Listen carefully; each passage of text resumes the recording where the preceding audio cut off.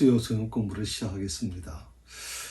오늘부터는 이제 3과 이제 3장이죠. 출애굽기 3장을 이제 공부하게 되는데, 여러분 아마 주일날 교재를 받으셨을 겁니다.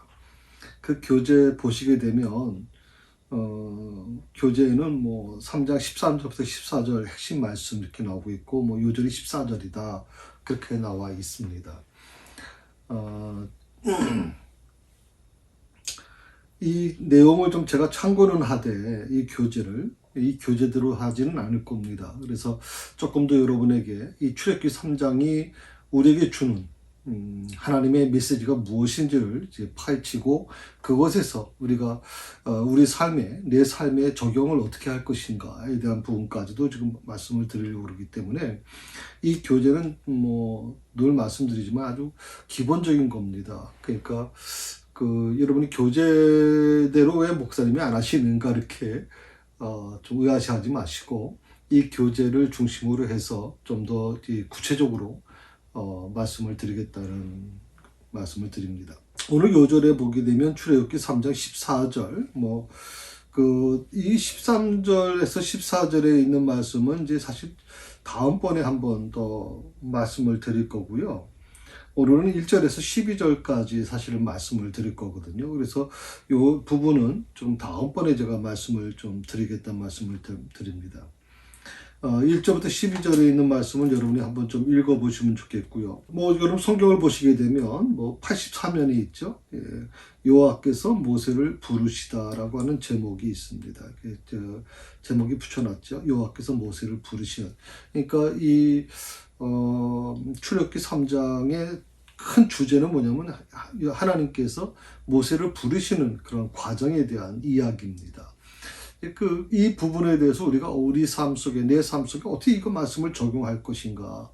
이스라엘의 역사고 모세의 역사인데 그걸 내 삶에 어떻게 적용할 수 있을까 하는 부분에 대해서 여러분과 같이 은혜를 나누게 될 것입니다. 한번 여러분 교재를 보시게 되면 내용 관찰이라고 나와 있죠. 그 내용 관찰에 보게 되면 이렇게 나와 있습니다. 3장은 모세의 소명과 사명이 주어지는 내용입니다. 이렇게 나오죠. 두 가지입니다. 크게 이 두 가지로 이제 3장은 구분되어 있죠. 모세의 소명에 대한 거, 그 다음에 사명에 대한 거. 그러니까 오늘은 이제 소명에 대한 부분을 말씀을 나눌 것이고요. 다음번에는 이제 사명에 대한 부분을 나누게 될 것입니다. 1절부터 12절까지를 한 번에 할 수 있을지 저는 한 번에는 못 할 것 같아요. 한번 두 번 정도 나눠서 하게 될 것 같은데, 그러니까 모세의 소명에 대해서는 두 번 정도 나눠서 말씀을 드릴 거고요. 그 다음에 사명에 대해서도 역시 한 두 번 나눠서 말씀을 드릴 겁니다. 그 과정에 중간에 이제 모세의 소명 그 다음에 제가 좀 여러분에게 특별한 그 주제를 좀 가지고 한번 한 주 말씀을 좀 드릴 겁니다. 그게 뭐냐면 거듭남에 대한 부분입니다. 모세가 어떻게 이제 거듭나는 과정이 있었는가. 사실 이 역사적인 그 부분, 모세라고 하는 사람은 다 시리즈 여러분 아셨잖아요. 이 장에서 우리가 다 공부했지 않습니까? 그 물에 던져졌고, 그 물에 던져졌던 그 모세를 바로의 그 공주가 구원해냈고, 그래서 물에서 건져낸 아이, 그래서 모세라고 하는 이름을 주어줬다. 그거 다 알고 있고, 그리고 40년 동안 바로의 궁전에서 왕자로서 최고의 학문과 최고의 무술을 훈련받았죠. 그렇게 과정을 통해서 이제 모세가 이제 성장을 했는데 40년 만에 모세의 삶 속에 아주 큰 시련을 겪게 됩니다. 자기가 이스라엘 민족과 같은 히브리 민족이라고 하는 이 자긍심, 어떻게 보면 자긍심이라고 표현하면 조금 어떨지 모르겠습니다만은, 어떻게 보면 자긍심이라고 그럴까요? 자긍심이라고 표현하는 게 제일 낫겠네요. 그걸 이제 갖고 있는 거죠. 자존감이라고 하는 표현을 할 수 있을지 모르겠습니다만은, 그래가지고서 이제 자기는 최선을 다해서 그렇게 살겠다 결단했는데, 그 히브리 민족, 히브리 같은 동족이 얻어맞는 거 보고 이제 그 애굽 사람을 이제 죽이지 않습니까? 그리고 어쩔 수 없이 그 과정에서 결국 미디안 광야로 도망칠 수밖에 없었다. 뭐 이 정도는 여러분이 뭐 좀 다 아시는 내용이었죠. 그 과정에서 그 이드로 미디안 제사장이었던 이드로의 그 딸들을 만나게 됐고, 뭐 그들의 양을 뭐 먹여주고 또 그 남자들로부터 그들을 보호해주는 과정에서 교회는 이드로의 요청을 받아서 그 집에 머물게 됐고, 결국에는 그 집의 사위가 됐다. 뭐 이 정도까지 우리가 2장에서 공부했던 내용입니다. 그 소명에 대한 부분을 가지고 우리가 좀 공부를 하게 될 텐데,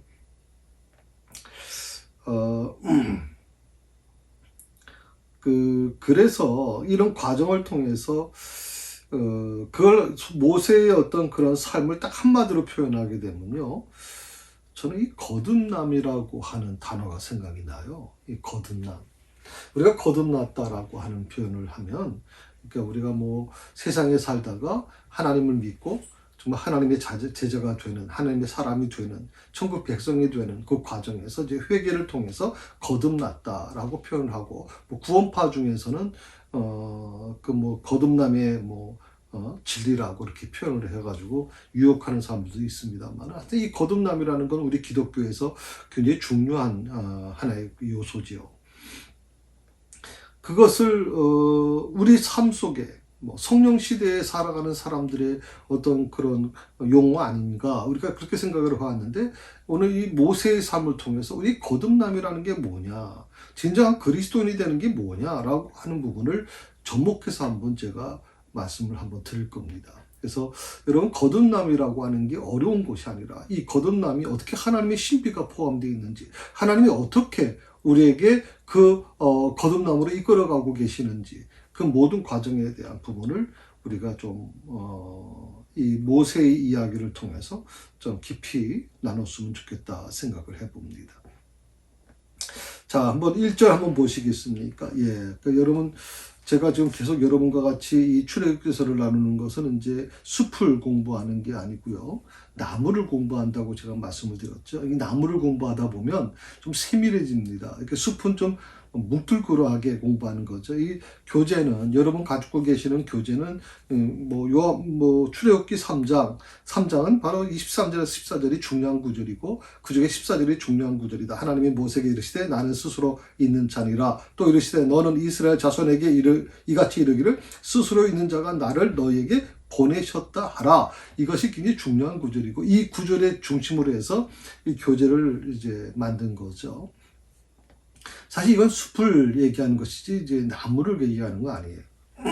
그러니까 이 공부대로 하게 되면 수박 겉핥기식으로 나가게 돼요. 물론 3장의 가장 중심은 바로 하나님께서 모세에게 나타나셔서 하신 말씀이 소명에 관련된 말씀이지만, 그 과정에서 좀 더 자세하게 공부할 수는 없단 말이죠. 그래서 오늘 저는 여러분에게 숲보다는 나무를 공부하는 것을 좀 택하겠다. 숲에 대한 전체적인 부분도 제가 포기하진 않고, 뭐 깊이는 아니고 살짝 접근하겠지만, 대부분 나무를 중심으로 해서 공부하는 자세한 공부를 하게 될 거다. 9절식이죠.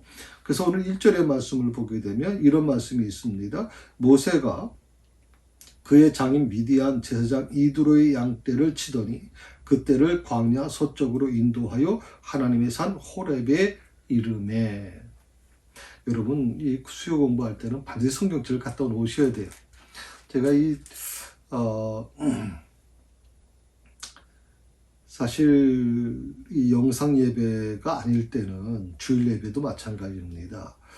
반드시 제가 이 주일날 예배 시간에 찬송가라든지 성경책은 영상으로 띄우질 않았습니다. 복음송이라든지 또 그 다른 것들은 이제 순서로 영상으로 띄웠지만, 찬송가와 성경 말씀은 이제 띄우질 않았죠. 왜냐하면 가급적이면 성경책을 또 찬송가를 직접 우리가 받고 다니는 게 좋겠다라고 하는 것이고요. 또 뒤에 이제 빛이 돼 있으니까 못 가져오신 분은 성경책을 가지고 이제 직접 펴서 보는 훈련이 필요하다 생각을 한 거죠. 그렇지 않으면 사실 찬송가 성경책 집에서 찾아서 읽는다는 거, 이거 쉬운 거 아닙니다. 사실 교회 생활을 오래 하신 분들도 그렇게 신앙생활하기 쉽지 않거든요. 그래서 저도 주일날 왔을 때는 그래도 성경이라도 한번 펴봐야 되지 않느냐. 찬송가라도 직접 펴서 해야 되지 않느냐. 항상 우리가 영상 스크린만 보고서 예배를 드린다는 건 뭔가 좀 양심이 가책이 느껴지는 것 같았어요, 저는. 그래서 좀 그런 부분에 대해서 좀 그걸 고집해 왔는데, 지난 2년간 뭐 코로나 때문에 어쩔 수 없이 뭐 성경책을 곱게 뒤에 비치하지 마라, 이렇게 아주 지침이 내려오니까 교회는 이 영상 스크린을 통해서 여러분에게 찬송가라든지 성경 말씀도 다 이제 스크린으로 만들어 드렸죠. 이제 이게 정상화돼서 성경책도 이제 비치할 수 있고, 그런데 또 일부에서 또 그런 얘기를 좀 합니다. 나이 드신 분들은 성경책, 요즘에 성경책이 이렇게 무거운지 모르겠어요. 옛날에는 성경책이 참 얇았는데, 모르겠습니다. 글자를 크게 만들어서 그런지, 아니면 질이 좋아져서 그런지, 찬송과 성경책 합본으로 되어 있다 보니까, 한번 들고 다니기가 나이 드신 분들, 연세 있으신 분들은 굉장히 좀 힘들 거라, 그렇게 얘기하는 분들도 있어요. 그래서, 좀 고민이 됩니다. 또 저희 교회가 연세 많으신 분들이 많아지다 보니까 그걸 무조건 더 삭제시키는 게 바람직한지, 저도 좀 이미 2년 동안 익숙해져 왔는데 이걸 갑자기 바꾸는 것이 바람직한지에 대해서는 좀 저도 기도 중에 있습니다. 자, 모세가 양무리를 쳤다. 이게 1절의 이제 주 내용입니다. 그래서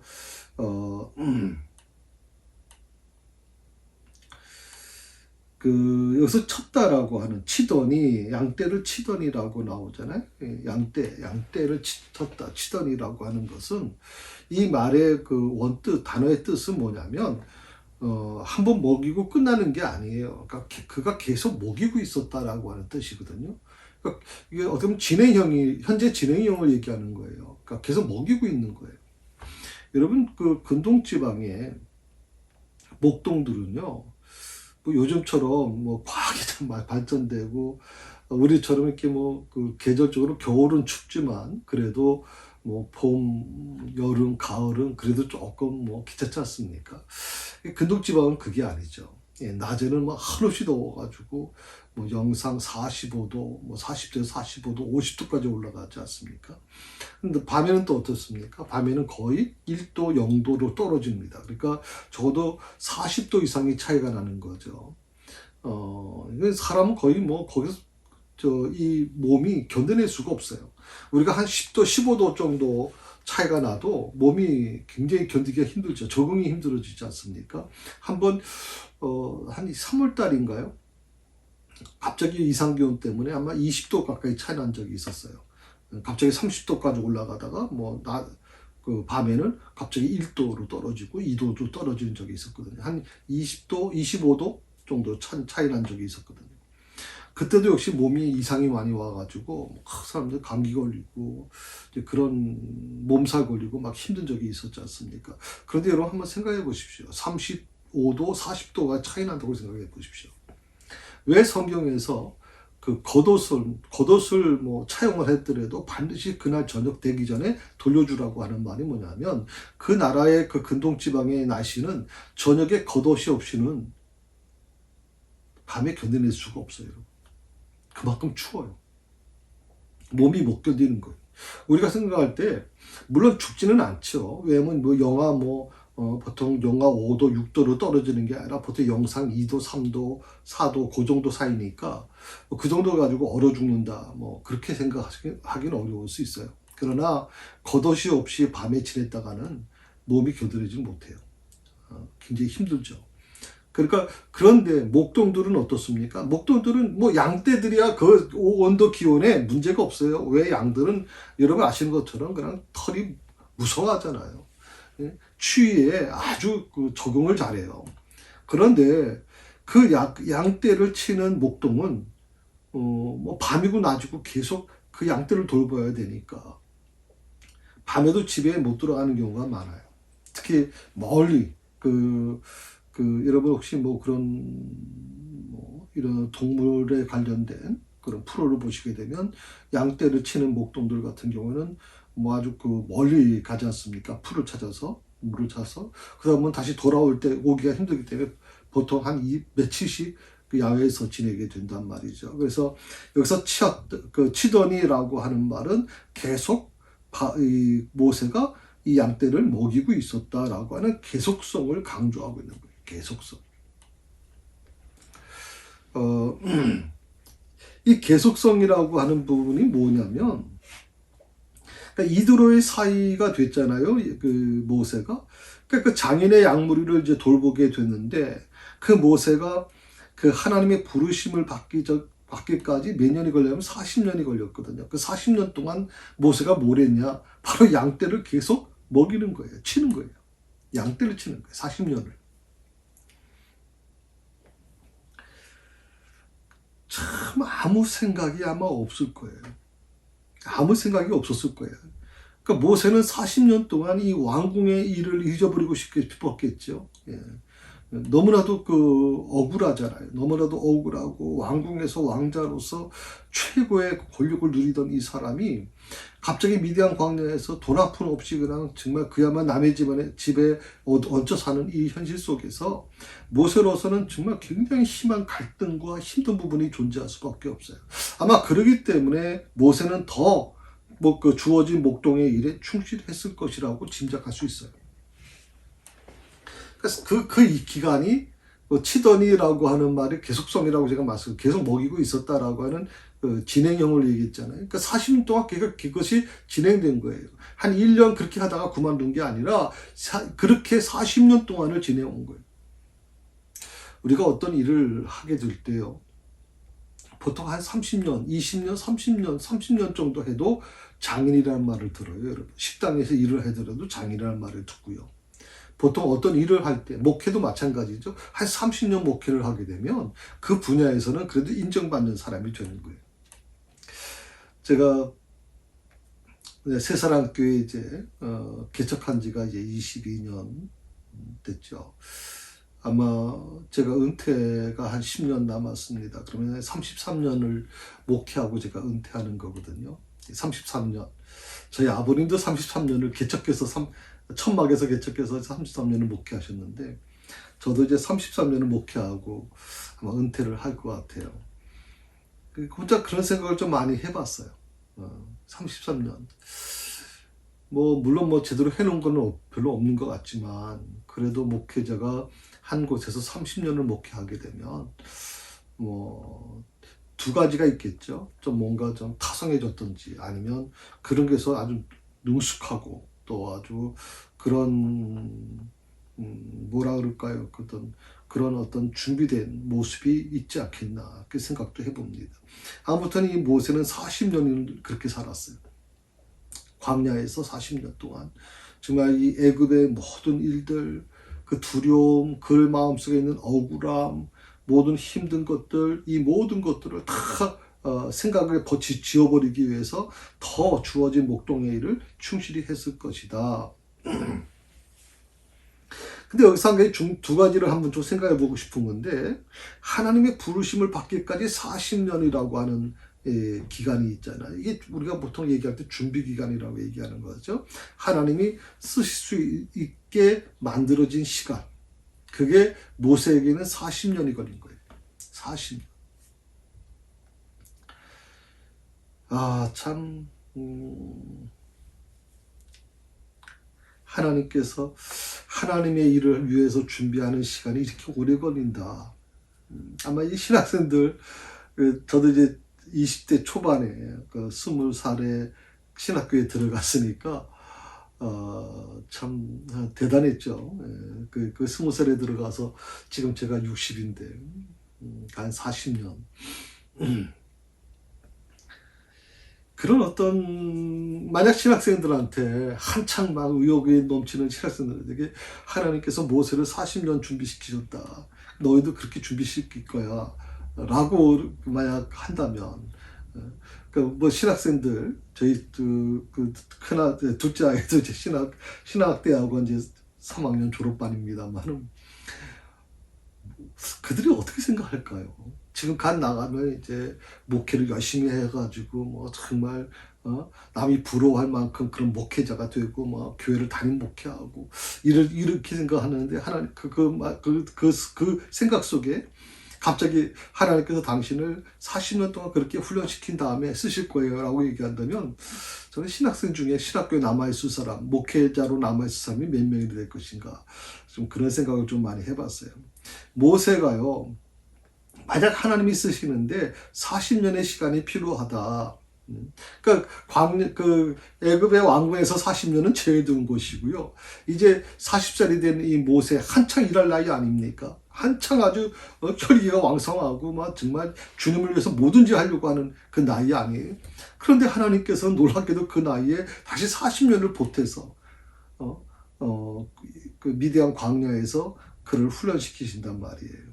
준비 기간을 두신다는 말이에요.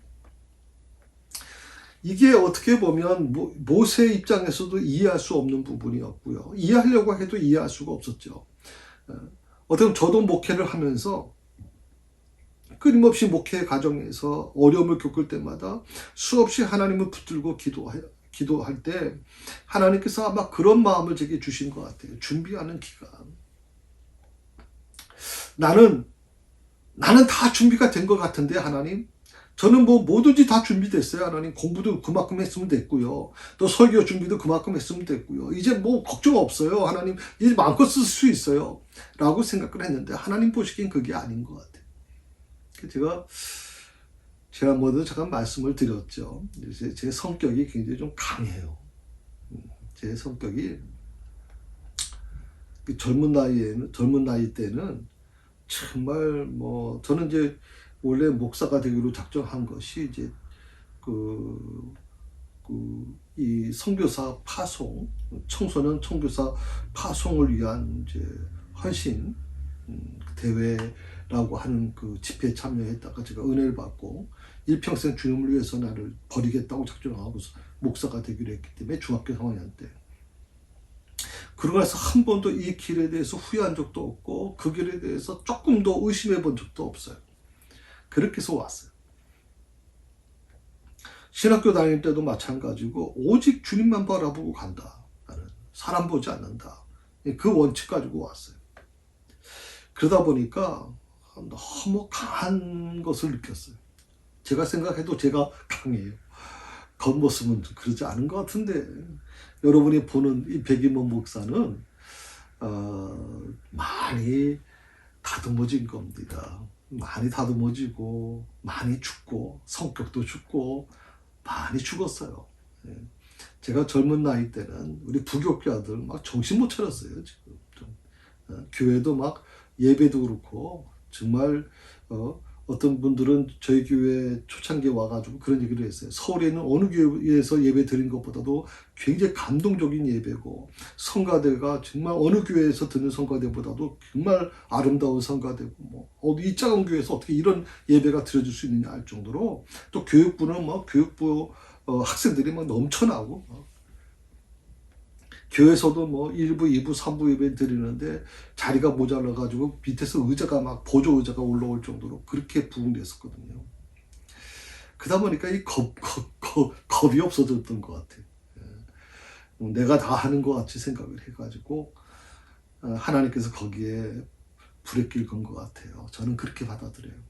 모세가 왕궁 40년 지내면서 나는 그 역시 무슨 뭐 나쁜 생각한 거 아니잖아요. 그 왕자의 신분임에도 불구하고 자기 몸속에 흐르는 히브리 민족의 그 아픔을 같이 나누고자 했던 그 거룩한 마음이죠, 사실은. 그럼에도 불구하고 그의 혈기를 다스리지 못함으로 인해서 결국 사람을 죽인 살인자가 됐잖아요. 저에게도 그런 고통이 아마 있었거든요. 그래서 오늘 저는 이 모세라는 사람을 너무나도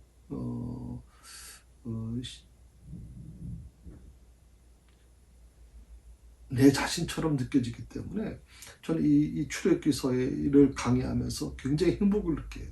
그리고 나를 돌아보는 시간을 갖게 된다고 생각을 합니다. 자, 주어진 목동일에 충실했을 것이다.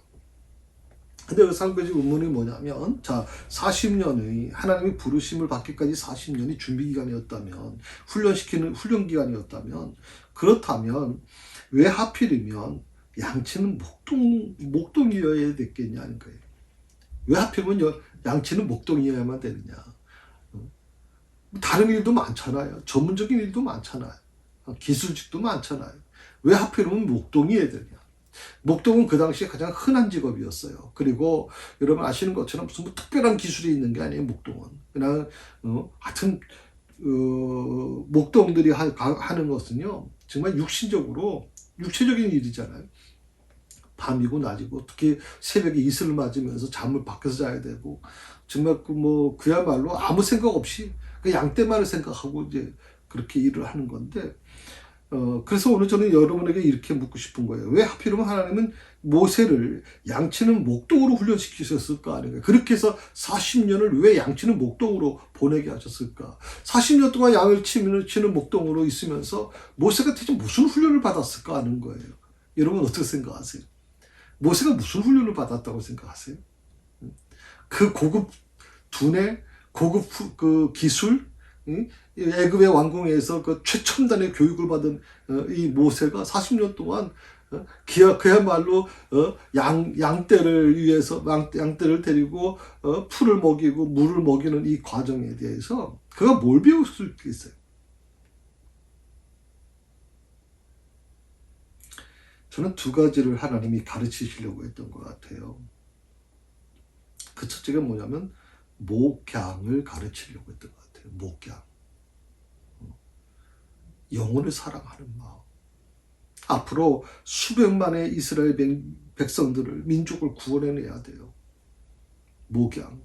그리고 바로의 앞에 가서 그 애굽의 군대 앞에 맞서야 되는 대단한 어떤 그런 일을 감당해야 됩니다. 목양이라는 게 뭐예요? 목동이라는 게 뭐예요? 양의 생명을 책임지는 거예요. 만약에 양떼 주변에 그 일이라는 늑대 같은 거 혹시 오면 다윗도 그런 얘기를 했습니다만은 그것과 싸우는 거죠. 네. 물러서지 않습니다. 왜? 물러서면 양떼가 다 몰살당하기 때문에 양떼를 지키는 목동은 목숨을 걸고 그 짐승과 싸웁니다. 물리쳐야 되죠. 마찬가지죠. 목양이라는 것은 어떻게 보면 그런 것 같아요. 모세에게 있어서 이스라엘 백성들을 구원해내는 것은 바로 목양이었어요. 단순히 싸움을 잘하고 작전을 잘하고 길을 잘 알아가지고 이스라엘 백성들을 이끌어가는 그 정도가 아니에요. 수백만 명의 아주 다양한 사람들이 모인 곳이잖아요.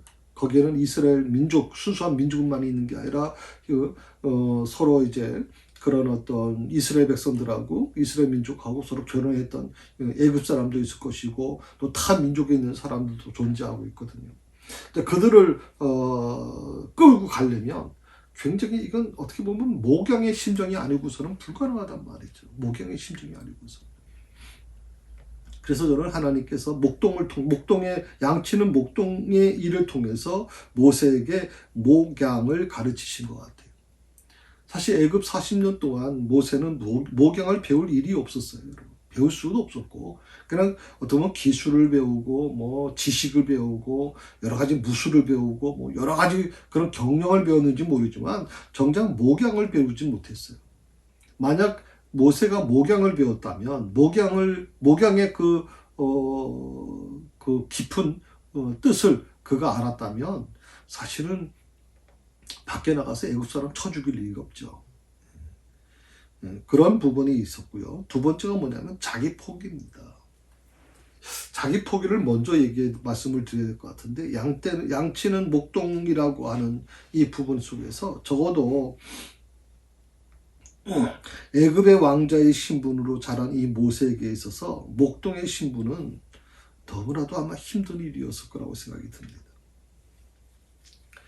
물론 그 양을 치는 것도 힘들었겠지만 더 힘든 것은 그 목동이라는 신분이죠. 네. 아무리 자기가 버린다고 해도 다 모든 걸 과거는 난 버릴 거야 라고 해도 그에게 지금 내면 속에 DNA 속에 존재하고 있는 이 애굽의 40년 동안의 그 어릴 때부터 자라왔던 생활의 그 습성은 쉽게 버릴 수 없는 거거든요. 왕자라고 하는 그런 부분들은 쉽게 버리기 어려운 거죠. 그런데 이 목동의 신부는 너무나도 힘들 수밖에 없어요. 또 스스로 비천해지는 걸 느낄 수밖에 없어요. 비천해지는. 누가 뭐 대신 뭘 해주는 것도 아닐 것이고, 누가 다른 사람들이 막 고개를 숙이고 뭐 벌벌 떨고 말 한마디에 뭐 사람 생사권을 마음대로 쥐락펴락하는 것도 아니잖아요. 이 너무나 힘든 일이고 비천한 것으로 견디기 힘든 이 수모였을 것 같은 이 목동의 신분을 하나님께서는 바로 그것도 한 1, 2년 훈련시킨 것이 아니라 40년 동안을 훈련시키신 거거든요. 그렇게 해서 그 연단 과정을 통해서 거쳐서야 비로소 위대한 출애굽의 용도자 모세가 탄생할 수 있었다는 사실을 우리는 잊어서는 안 되는 겁니다. 사람들이 묻습니다. 40년 애굽의 왕궁에서의 40년 가지고 안 됩니까? 예, 안 됩니다. 그건 세상에서는 가능할 수 있습니다. 세상 직업은 가능할 수 있습니다. 그러나 목양자가 되기 위해서는 그 40년의 세상의 어떤 능력, 그 스펙 가지고는 안 된다 이 말이죠. 그래서 어떻게 보면 목회를 하면서 제가 느끼는 게 뭐냐면 스펙을 하나하나 버리는 게 참 중요하다고 생각을 했어요. 저도 신학대학 4년을 졸업하고 신학대학원 3년을 또 졸업했죠. 그 다음에 국민대학원에서 또 석사과정, 행정학 석사과정을 공부했고요. 또 풀로 신학교, 아세아나 신학대학 공동박사과정인 또 그 목회학 박사과정을 3년 공부했습니다. 그런데 목회를 하면서 느낀 건 뭐냐면 그 하나하나를 버리는 훈련을 시킨 것 같아요. 하나님께서. 버리는 훈련. 그게 아무 의미가 없어요. 목회를 하다 보니까. 정말 영혼을 사랑하는 마음 아니고서는 영혼을 사랑하는 것만 필요하지 그건 아버지 것은 그렇게 중요한 게 아니더라 이 말이에요. 그런 연단 과정, 그 과정을 거쳐서요. 비로소 위대한 영도자 모세가 탄생할 수 있었다. 그래서 이렇게 말씀을 드려요. 감히 고난이라는 거, 어려움이라는 거, 그것은 참 인간이 되는 길이다. 제가 이렇게 말씀드리는 건 제 말이 아니에요. 다른 데서 보니까 이렇게 나와요. 고난이나 어려움이야말로 참 인간이 되는 길이다. 그것을 모세가 깨달은 거다. 그러니까 만약 여러분들에게 있어서 만약 인생을 사는 과정에서 실패를 하고 또 뭐 여러 가지 그런 어떤 준비 과정, 고난이나 어려움이라고 하는 것을 우리는 항상 어떻게 생각했냐면 그건 하나님의 저주야. 그는 제대로 우리가 기도하지 못하고 제대로 하나님의 마음에 합당하지 못하기 때문에 오는 시련이야. 그러니까 시련에 대한 준비가 안 돼 있는 거예요. 맞이할 준비가 안 돼 있는 거예요. 고난을 바라보는 시각이 굉장히 왜곡되어 있을 수밖에 없어요. 실패에 대한 왜곡된 시각을 갖게 돼요. 어려움을 만나게 되면 무조건 사람들은 보잖아요. 갑자기 건강하던 사람이 갑자기 어떤 불치병을 걸리게 되거나 어떤 큰 수술을 받게 되면 저 사람 요즘에 기도 생활 안 하더니 저렇게 하나님께서 치신 것 같아. 저분은 목사님에게 참 힘들게 하더니 하나님께서 저 사람 사업을 치신 것 같아. 이런 것들은 정말 조심하셔야 돼요, 여러분. 정말 조심하셔야 돼요. 어떤 문제가 있으면 그 문제에 대해서, 그 문제가 실패하고, 어떻게 보면 좀 좌절될 수밖에 없는 그 상황이라 할지라도 그것을 마치 저주로 인식하는 그런 모습이 돼서는 안 돼요.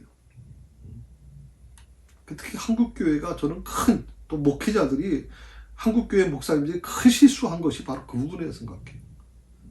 뭐든지 조금 무슨 잘못되는 부분이 있으면 무조건 저주받은 걸로, 무조건 심판받은 걸로 얘기를 하는데 그렇게 보기에는 물론 뭐 전혀 저는 100% 없다고 보진 않아요. 그러나 그렇게 판단하는 것은 하나님의 거룩한 뜻을 우리가 쉽게 너무 우리 자의적으로 그렇게 해석하고 있는 것은 아닌가 생각을 해봅니다. 자, 지금부터는 여러분 좀 생각을 바꾸십시다. 예. 모세도 역시 마찬가지죠. 애굽에 40년 동안 그 화려했던 생활, 그 생활을 버리고 하나님은 그를 미디안의 광야에 목동의 삶으로 만들어 가시고, 그것도 1년, 2년이 아니라 40년을 그에게 목동의 삶을 이어져 가게 하신 이유는 뭐냐? 바로 그로 하여금 진정한 목양의 모습이 뭔지, 목양의 삶이 뭔지를 가르쳐 주려고 하는 거예요.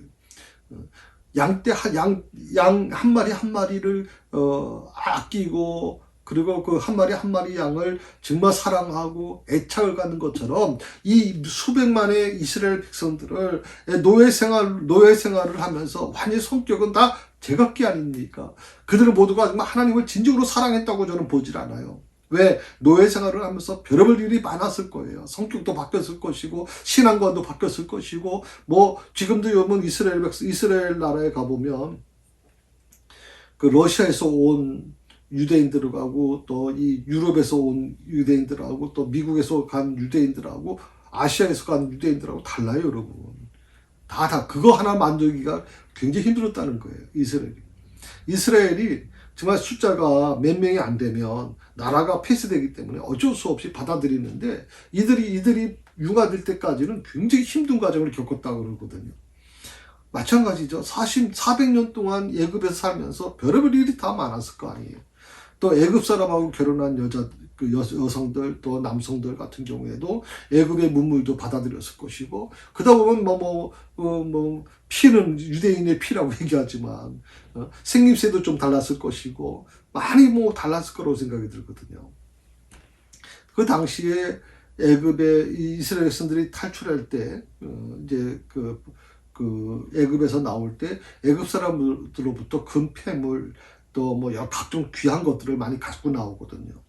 그게 가능할 수 있었던 이유가 뭐냐면, 그 집에 노예로 있든지 아니면 종으로 있든지 아니면 애굽 사람과 어떻게 연결되어 있는 그런 사람들이 있었기 때문에 그 품삯을 받고 나왔다 하는 것이 정설이거든요.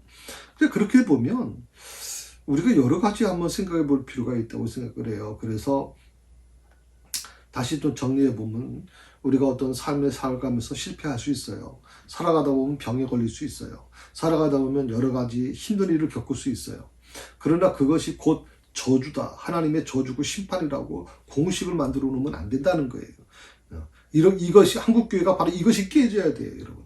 그건 하나님의 계획이에요. 그분을 사랑하시기 때문에 주신 시련이에요. 그분을 사랑하기 때문에 주신 시련을 그분을 심판하는 것이라고 하면 그분을 두 번 죽이는 거예요. 저는 한국교회가 이런 일은 해서는 안 된다고 생각을 합니다. 또 우리 새사랑교회에서 이런 일은 일어나서는 안 되는 거죠. 우리는 끊임없이 사랑하고, 끊임없이 그들을 품어주고, 끊임없이 그들을 위해서 중보해 줘야 될 책임이 우리에게 있다, 말씀을 제가 드리고 싶습니다. 그 다음에 또 한 번 뭐냐면 산 호렙이라고 하는 나오죠. 하나님의 산 호렙.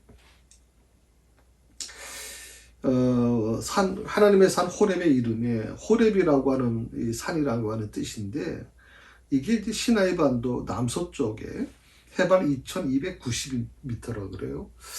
굉장히 높은 곳 지역입니다. 지금 우리 하차시 선교사님이 지금 티벳에 보통 네팔이죠. 네팔에 가면 보통 한 2000m, 해발 2000m 정도 더 이상 되는 곳에 이제 선교를 하시는데, 가보면 굉장히 힘들다 그래요. 좀 어떤 2000m 이상, 3000m 올라가면 공기가 좀 해박해지기 때문에 굉장히 좀 힘들다. 그런데 이제 거기 살던 사람들 거기서 축구도 하고 막 그러는데, 이게 산소가 부족하기 때문에 힘들어하는 경우가 많이 있죠. 그래서 해발 2290m다, 높다는 거예요, 굉장히 호렙산이. 그런데 이 호렙산을 다른 데서는 또 시내산이라고 표현을 하거든요. 그래서 호렙과 시내산이 혼동되는 경우가 있어. 혼동되보다 혼용된다고 그렇게 얘기하죠. 어디에서는 호렙산이라고 그러고, 어디서는 시내산이라고 그런단 말이죠. 그래서 이 두 산의 이름의 관계를 한번 좀 한 세 가지로 좀 책을 보니까 주석책에 나와 있어요. 첫 번째가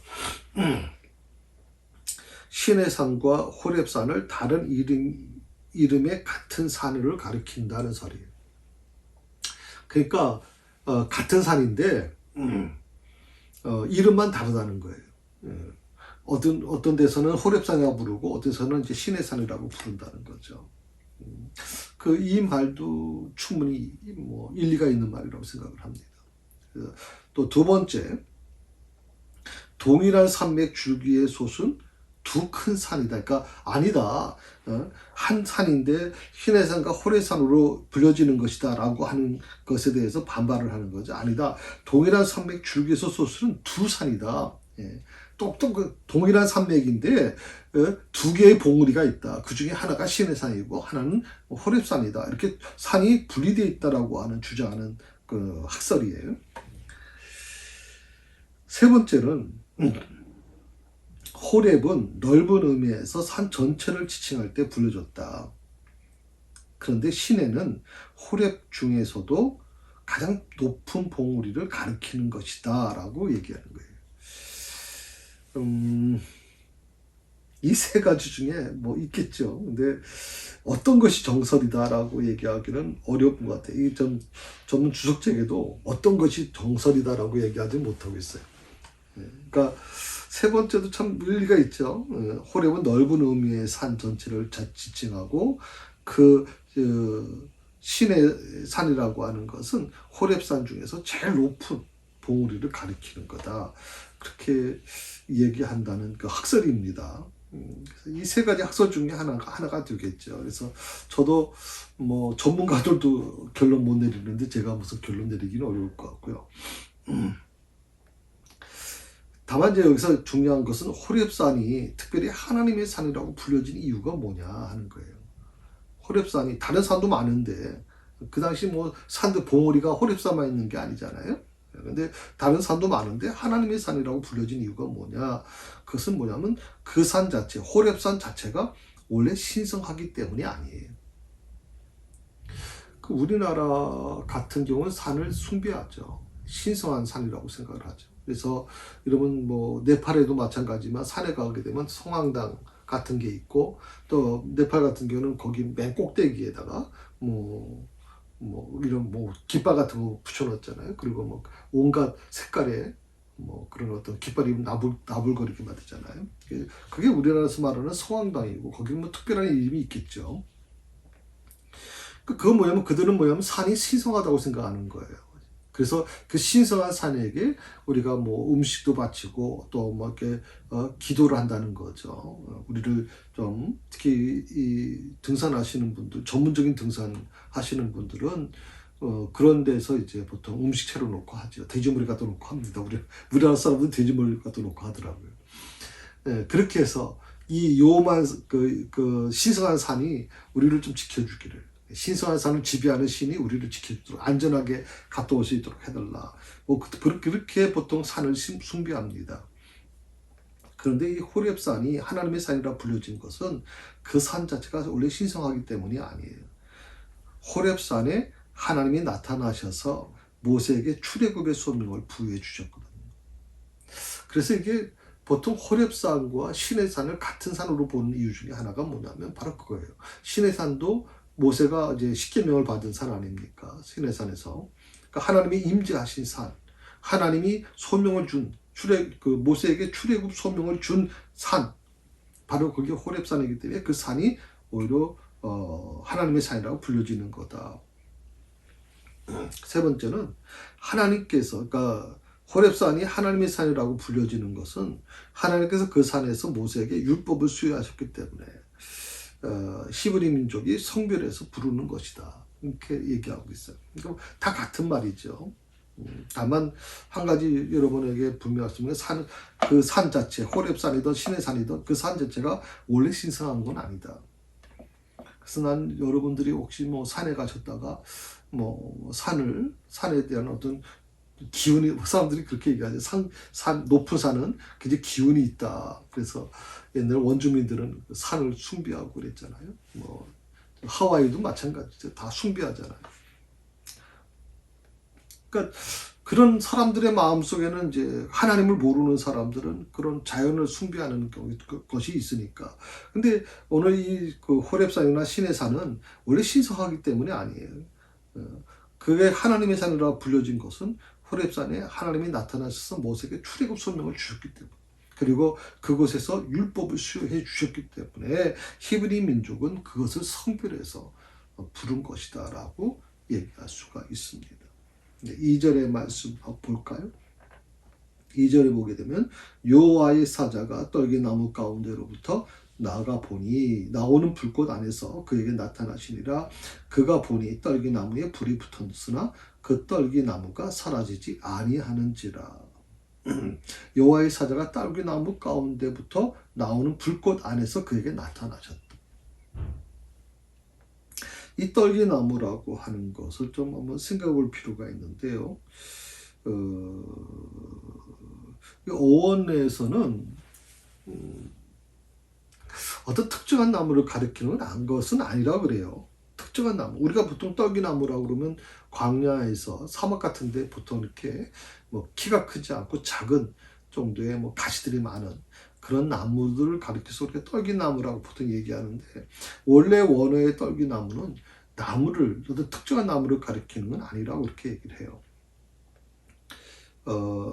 그 떨기나무라고 하는 그 단어의 뜻 안에서는 뜻을 보게 되면 찌르다라는 의미에서 파생된 단어거든요. 찌르다. 떨기나무 하면 찌르다라고 하네요. 찌른다는 게 뭐예요? 가시가 많이 있다는 거예요. 떨기나무라고 하는 것은 가시나무라는 뜻이, 가시가 많은 나무.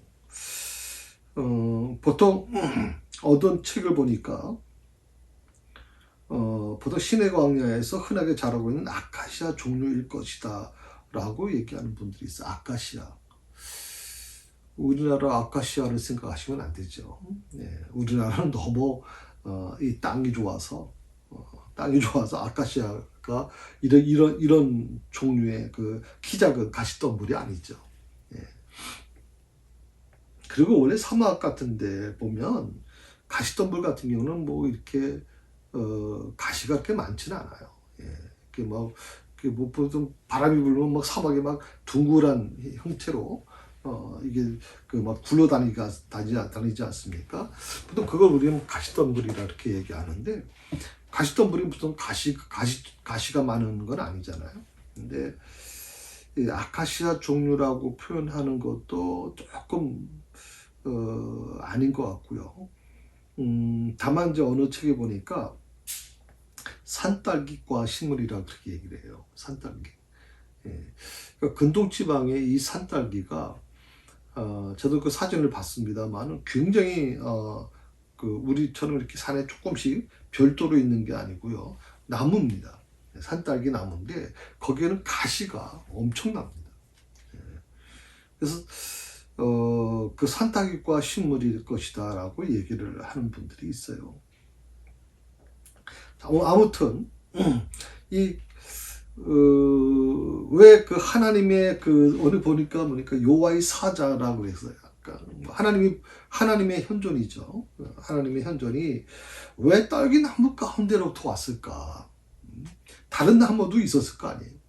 왜 키 작은 가시덤불 같은 그 키 작은 나무, 산딸기 같은 경우는 아주 키가 크지도 않고 아주 그렇게 잎사귀가 막 이렇게 무성하게 있거든요. 마치 요즘에 보면 뭐와 같은 거냐면 이제 우리나라 보통 버들나무, 그건 키가 크지 않습니까? 근데 그 키 작은 버들나무처럼 완전히 그 나무 전체를 줄기를 다 덮어버리는 그 가지가, 그 안에 열어보면 다 가시로 되어 있어요. 그래서 그런데 이 키 작은 가시덤불에 왜 하나님의 사자가, 여호와의 사자가 임했을까? 좀 더 보암직한 그런 나무에 임하시지 왜 이 키 작은 가시덤불에 임하시는가 하는 것인데, 이걸 어떤 분이 이렇게 얘기를 했어요. 애굽에서 노예로 비참한 삶을 살아가고 있는 히브리 민족을 상징하기 때문이다라고 얘기했어요. 이 부분은 굉장히 좀 충분히 이해가 돼요. 하나님께서 키 작은 가시덤불 속에 떨기나무 속에 임재하신 것은 애굽에서 노예로 비참한 삶을 살아가고는 히브리 민족을 상징하기 때문에 아무 쓸모없는 나무, 쓸모없는 나무, 그냥 목재용으로도 사용할 수 없는 나무. 어떤 히브리 민족이 바로 그런 민족이죠. 하나님께서 히브리 민족을 어떻게 얘기했어요? 너희가 이 세상보다 더 낫기 때문에, 이 세상 사람들보다 더 낫기 때문이 아니다. 너는 이 세상의 민족 중에 가장 약한 민족이기 때문에 내가 너희 민족을 선택했다고 얘기하시거든요. 그러니까 오늘 말씀 보게 되면 하나님께서 이 가시덤불 떨기나무에 임재하셨다는 것은 어떻게 보면 이스라엘 민족이 바로 그런 모습이기 때문에 하나님이 이스라엘 민족을 사랑하셨다라고 그렇게 말씀드릴 수 있을 것 같습니다. 그러므로 떨기나무에 하나님의 사자가 임한 것은 하나님께서 이스라엘의 탄식을 들으시고 구원해 주실 것에 대한 상징적인 묘사라고 그렇게 말씀할 수 있죠. 이스라엘의 탄식을, 이스라엘 백성들의 민족의 탄식을 들으셨다. 그리고 구원해 주실 것이다. 떨기나무에 하나님의 사자가 임한 것을 그렇게 우리가 해석할 수가 있습니다. 그 다음에 그 2절에 보게 되면 불꽃 안에서 그에게 나타나셨다. 불꽃 가운데서 하나님께서 나타나셨다. 이 불꽃이라고 하는 것은요, 뭐 여러 가지 얘기할 수 있어요. 그것이 날카로운 창날 같은 모양을 한 화염을 가리킨다. 그러니까 화염, 불인데 그 불이 막 그렇게 뭉시고 이렇게 타는 게 아니라 화염처럼, 그러니까 창날같이, 아주 날카로운 창날같이 불꽃이 타올랐다. 굉장히 좀 특이하죠. 예, 불꽃이라는 게. 그러니까 좀 특이한 불꽃입니다. 보통 불꽃이라고 하는 것은 그렇게 불꽃이 있지 않죠. 불꽃은 처음엔 그렇게 하다가도 나중에 하나로 쫙 거대한 불꽃으로 하나가 되지 않습니까? 그런데 그렇게 되지 않고 각자 마치 창끝 모양처럼 그렇게 화염이 이루어졌다는 거거든요. 이 불꽃은 크게 한 두 가지 부분이 있어요. 하나님의 거룩한 도구, 그리고 공의로운 심판을 의미하는 거예요. 하나님의 거룩한 도구라는 것은 죄악을 정결케 하는 데 사용하는 거예요. 하나님의 거룩한 도구가, 그러니까 이 불꽃의 의미는 바로 그런 걸 얘기하고, 또 하나는 뭐냐면 공의로운 심판을 얘기해요. 하나님의 심판을 얘기하거든요. 이 하나님의 심판은 불의한 자에게는 죽음을 상징하지만 불의한 자들에게, 억압받는 자들에게는 기쁨과 구원의 날이에요. 그러니까 하나님의 심판은 어떻게 보면 그 불의한 자에게는, 구원받지 못한 자에게는 죽음을 상징하는 날이지만 구원받은 자들에게는, 그 불의한 자들에게, 억압받는 자들에게는 기쁨과 구원의 날이 되는 거. 그래서 사라지지 않는 불꽃 가운데서도 하나님이 함께하고 계시면 아무 문제가 되지 않아요. 오히려 불꽃으로 인해서 보호를 받게 되는 거예요. 아멘. 예, 그렇습니다. 오늘 여기까지 하겠습니다. 예, 그 3절부터 그 다음 주일날 공부하도록 그렇게 하겠습니다. 그 다음 주일은 이제 6월 첫 주가 아마 될 겁니다. 그러니까 좀 같이 나누셨으면 좋겠고요. 좀 처음 시작할 때도 말씀을 드렸지만 우리가 이 교재는 이제 숲에 대한 것이기 때문에 저는 이제 나무를 더 중점적으로 좀 공부하기 때문에 각 절을 좀 여러분에게 말씀을 드립니다. 그래서 여러분이 이 말씀을 지금 우리가 한 번 공부하고 끝나는 게 아니지 않습니까? 녹화가 됐기 때문에 여러분이 얼마든지 유튜브 들어가서 다시 반복해서 볼 수가 있습니다. 매 구절마다 제가 해석을 해드리기 때문에 이 성경을 읽어 나가는데 굉장히 중요할 수 있습니다. 그래서 좀 여러분 것으로 만드셨으면 좋겠고, 이것을 통해서 여러분의 삶에 어려움이 있다면 그 어려운 문제까지도 좀 이 말씀이 여러분에게 큰 도움이 되기를 간절히 원합니다. 기도하십시다. 오늘 불꽃 가운데 임재하셨던 하나님, 너무나도 보잘것없는 가시떨기 나무, 그 나무에 임하심으로 사실 구원받을 자격도 없죠. 하나님, 하나님의 마음에 드는 게 아무것도 없는 이스라엘 백성들이었지만 아브라함과 맺은 언약을 하나님은 기억하신다고 했습니다. 그 언약 한 가지만을 가지고 이스라엘 백성들을 구원해 내시는 하나님, 그리고 모세를 훈련시키시기 위해서 자그마치 80년 동안을 훈련시키셨던 하나님. 하나님의 계산법은 우리가 생각하는 세상의 계산법과는 분명히 다르다는 걸 다시 한번 깨닫습니다. 오늘 우리의 삶도 다시 한번 돌아보기를 원하고, 세상 살아가는 데 있어서 내 계산법, 세상의 계산법으로만 신앙생활 하지 않게 하시고, 하나님 안에서, 아버지 하나님의 정말 주님의 뜻 안에서 주님의 섭리 가운데 올바른 결정을 하고 또 그 뜻에 순종하는 저희들의 삶이 되도록 인도하여 주시옵소서. 감사하며 예수님의 이름으로 기도드립니다.